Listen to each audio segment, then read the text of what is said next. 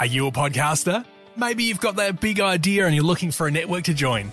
The multi-award-winning Ozcast Network can get your content to eyes and ears all over the world. Join now for the first month free, and you could be featuring this sound at the beginning of your podcast. Ozcast. Simply head to ozcastnetwork.com for details. Ozcast.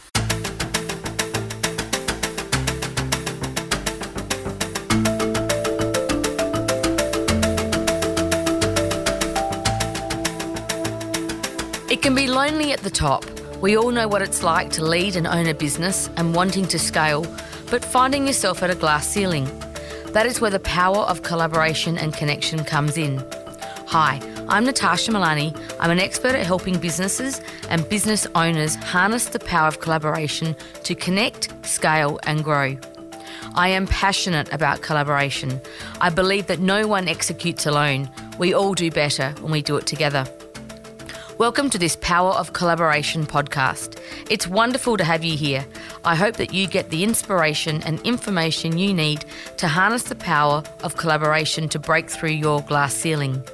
Today, we are talking to Clare Mockler, who is the newly appointed CEO of the City of Adelaide Local Government Council. Welcome, Clare. Thank you for having me here, Natasha. Now, first of all, Clare, congratulations on your new appointment as the CEO of the City of Adelaide. I know you've been acting in the role for some time now and Deputy CEO, but wanted to start by a warmest congratulations to you. Must be very exciting. Thank you. Yes, it is. I've worked in the organisation for nearly 20 years, so to now, at long last, have the opportunity to really shape what's next, it's really exciting. Well, that's a great segue into getting a bit of background about Clare Mockler.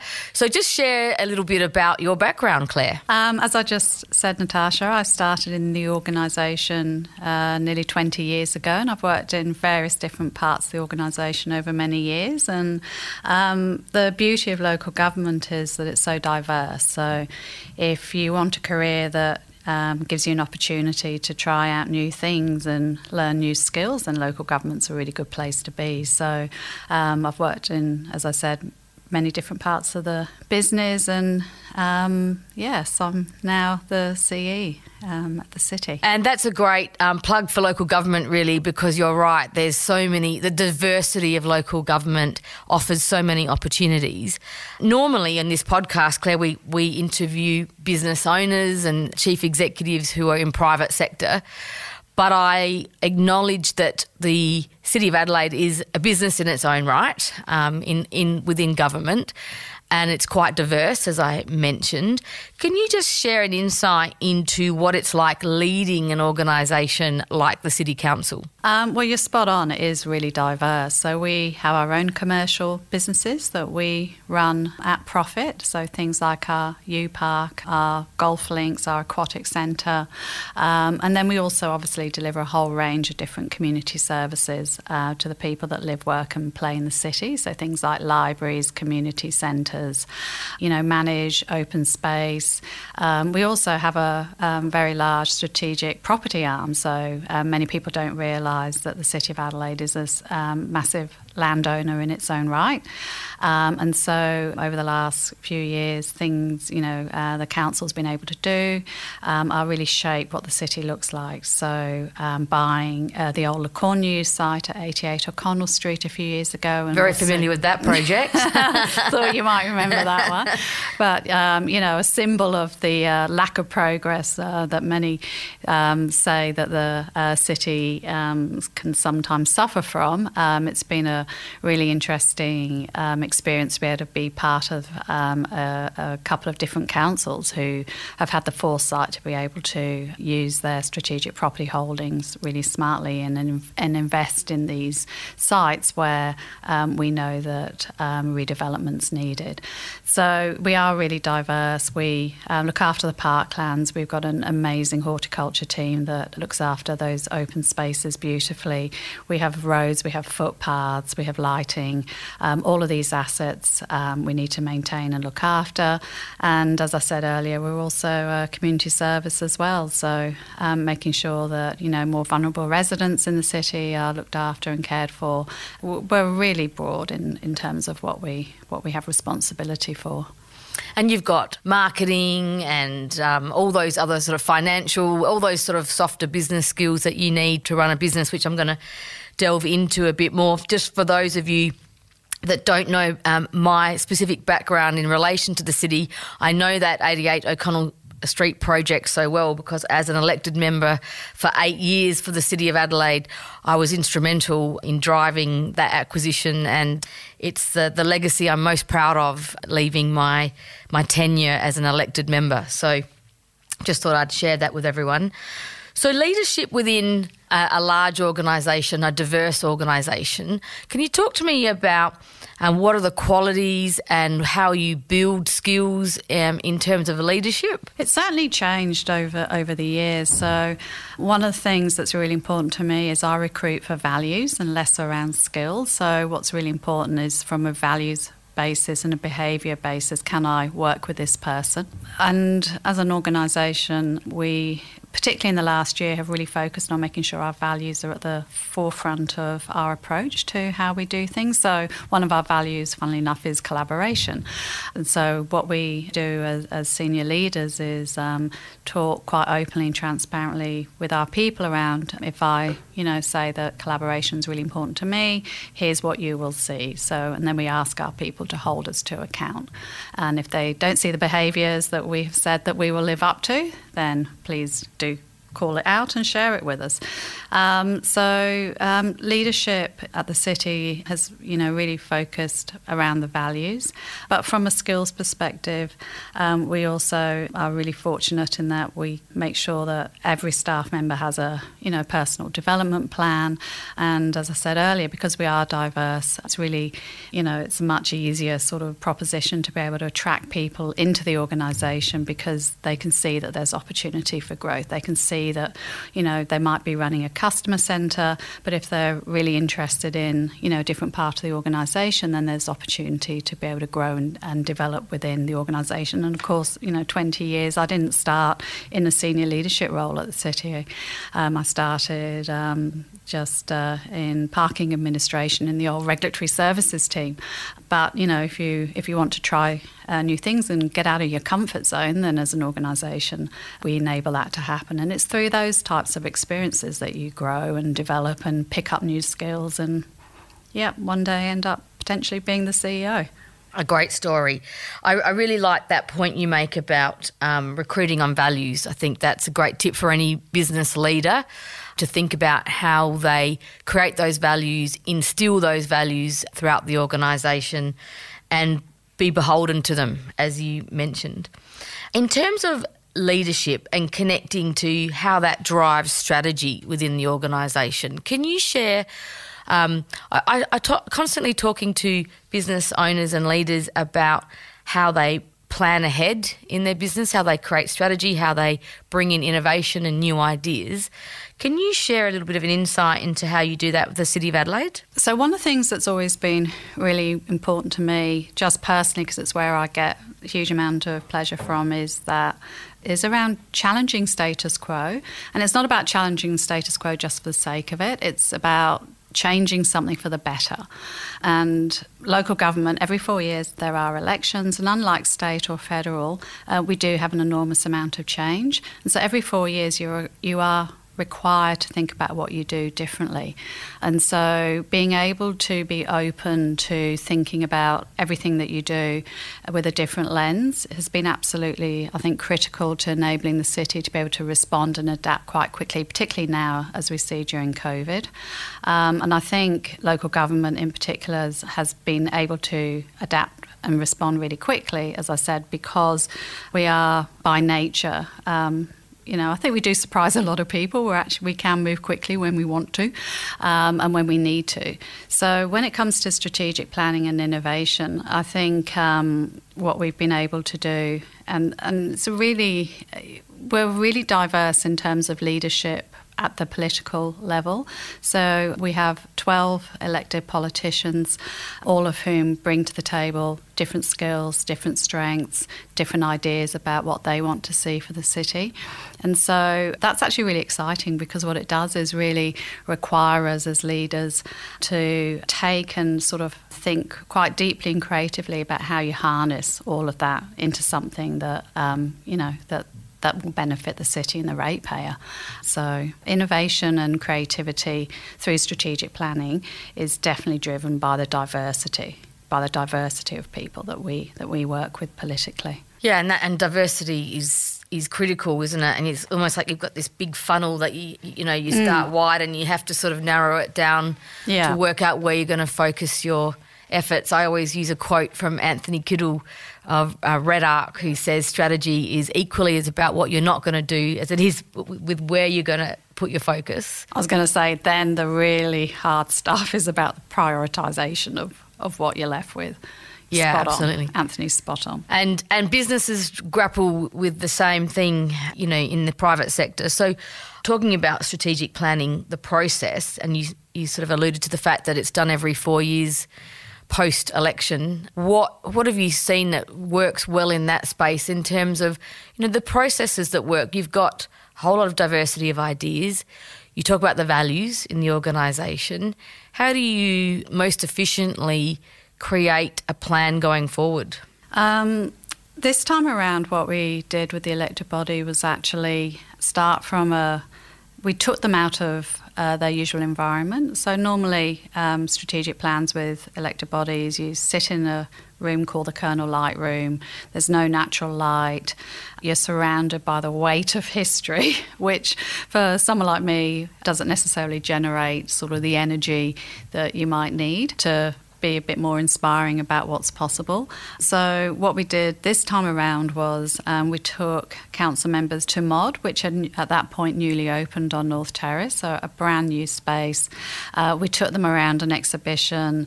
So we sort of asked them to, just then talk about cities in a way, what cities do you love and why do you love them? So we started off just trying to find some common ground about what people loved about cities.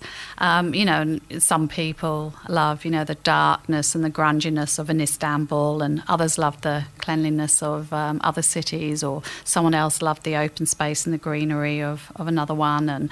And sort of when you started to synthesise all that down, there was so much common ground around what people loved about cities, and at the heart of it was around having places and spaces for people.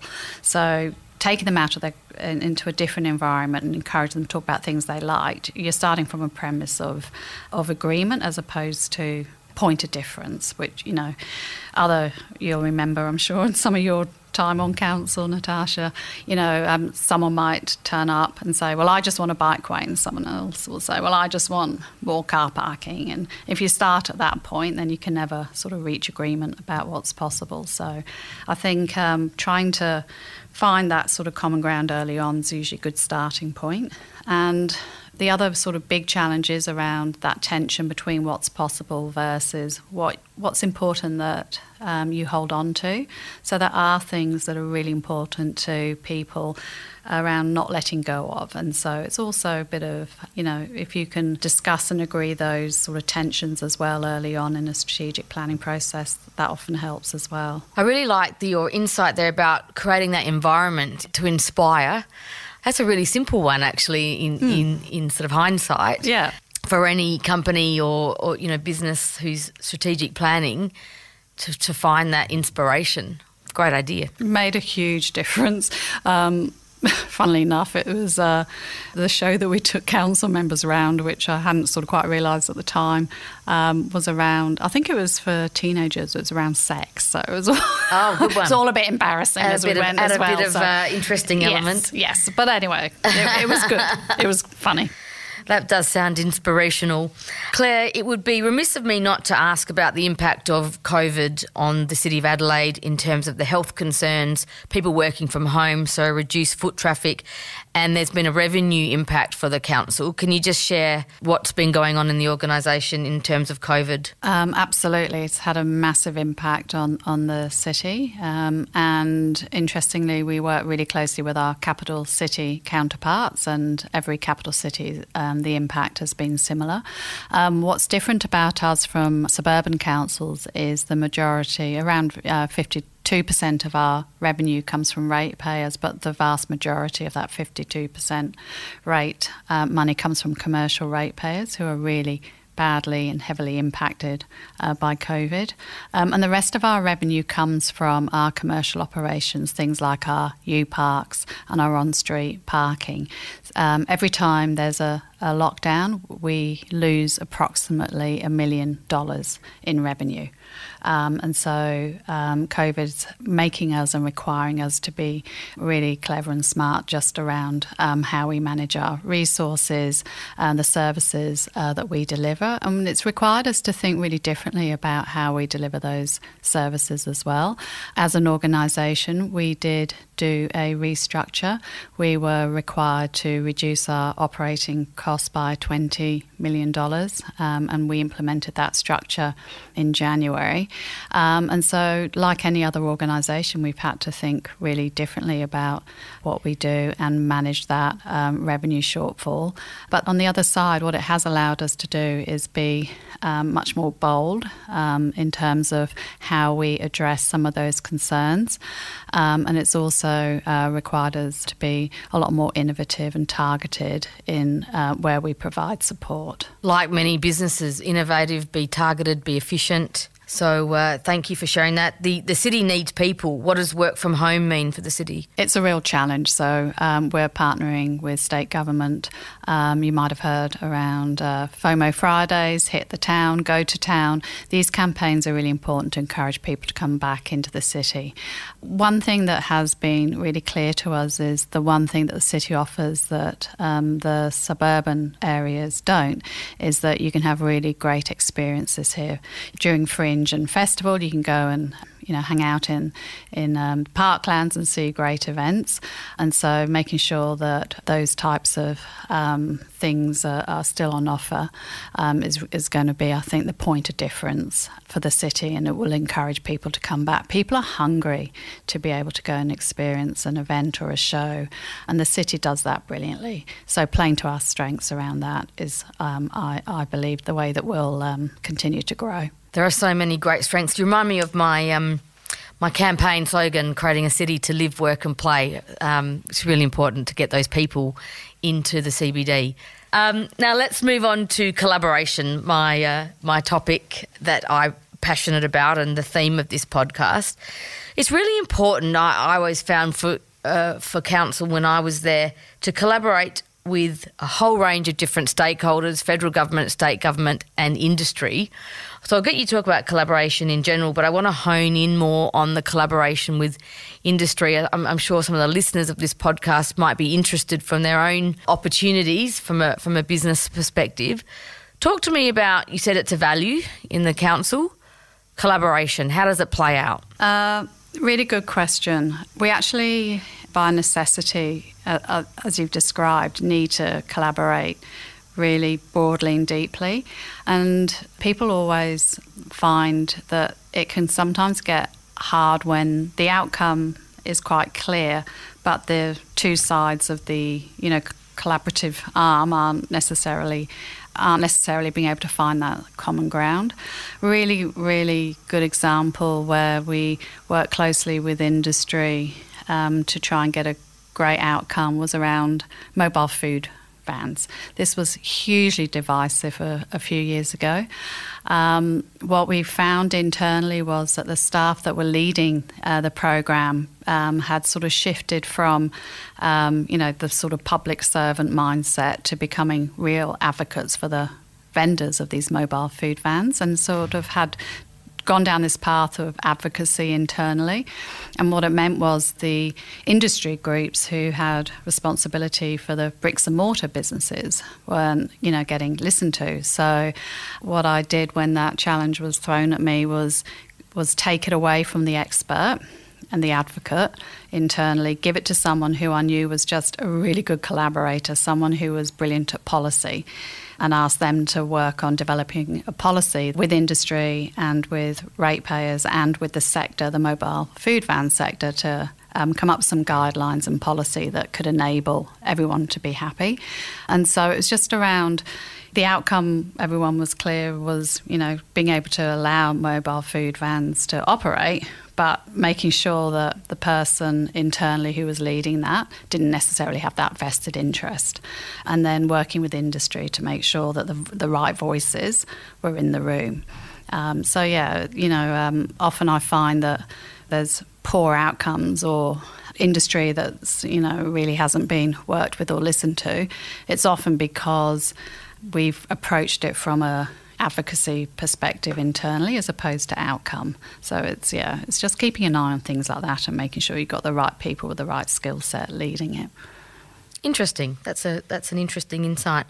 During my time on council, I was always an advocate for public-private partnerships, the opportunities for industry to work with local government through partnerships, and obviously there's tender processes and the like.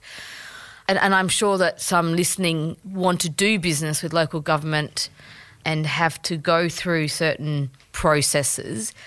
Can you just share an insight into how council... I know council's always keen to do partnerships and engage with industry. 88 O'Connell is a good example now. For those that are listening and going, it's sometimes too hard, can you share an insight into what they might want to think about? Yeah, I do hear that a fair bit, that, working with the public sector is too hard, and so people tend to run a mile before ever trying to work with us, having worked with us once, never again. I think we have some really good examples of where we have worked with private sector to do things that at the time people said weren't possible. Something really simple like the tree climb in the South Parklands.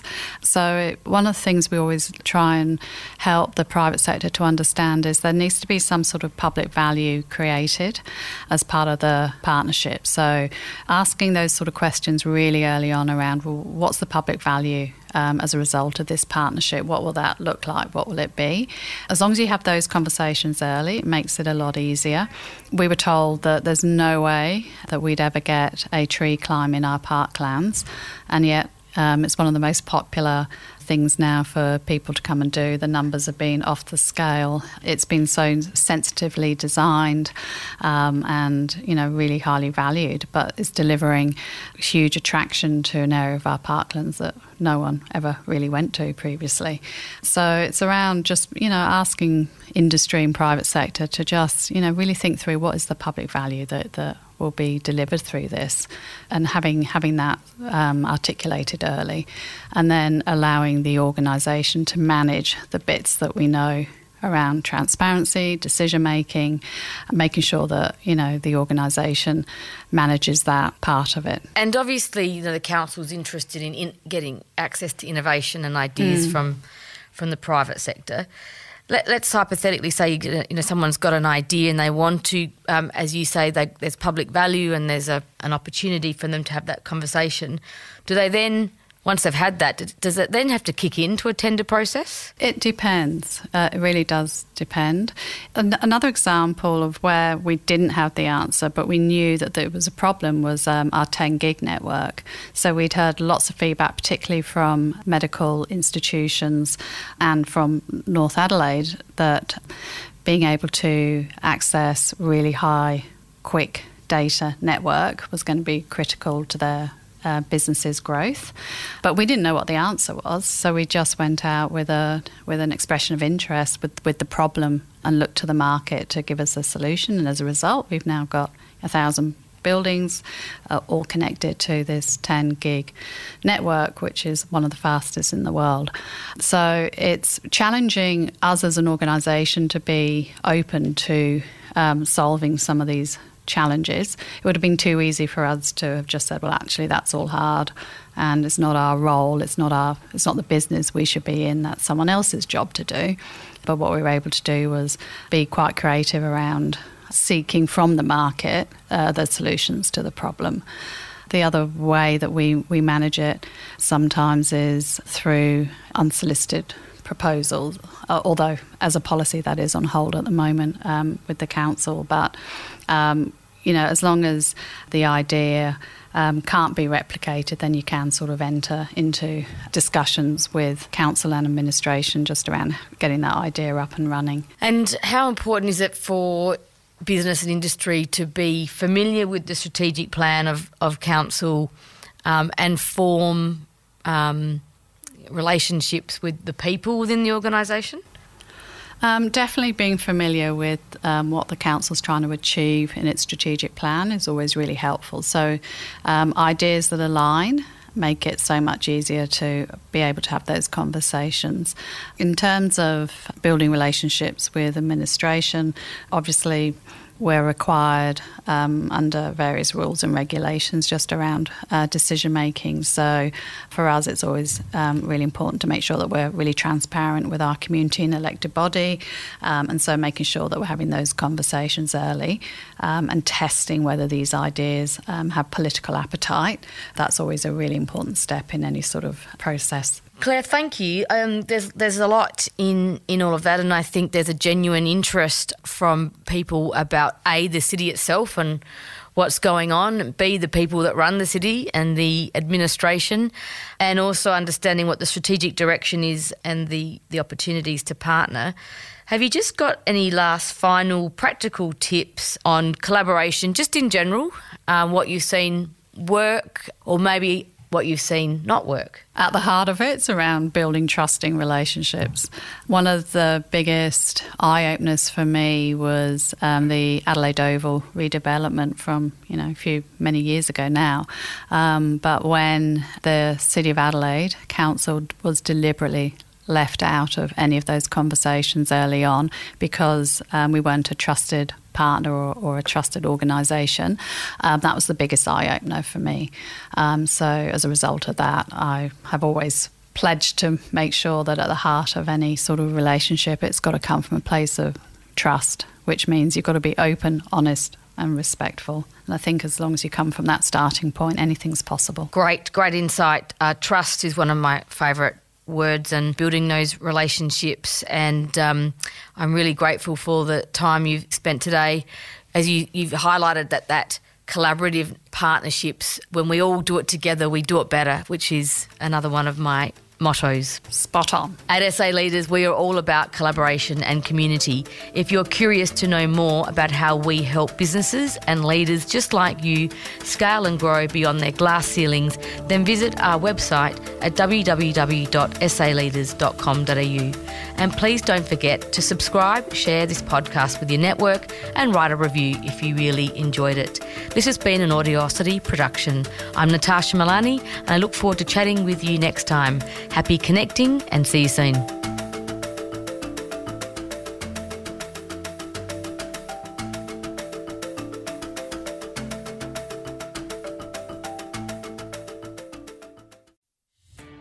Are you a podcaster? Maybe you've got that big idea and you're looking for a network to join.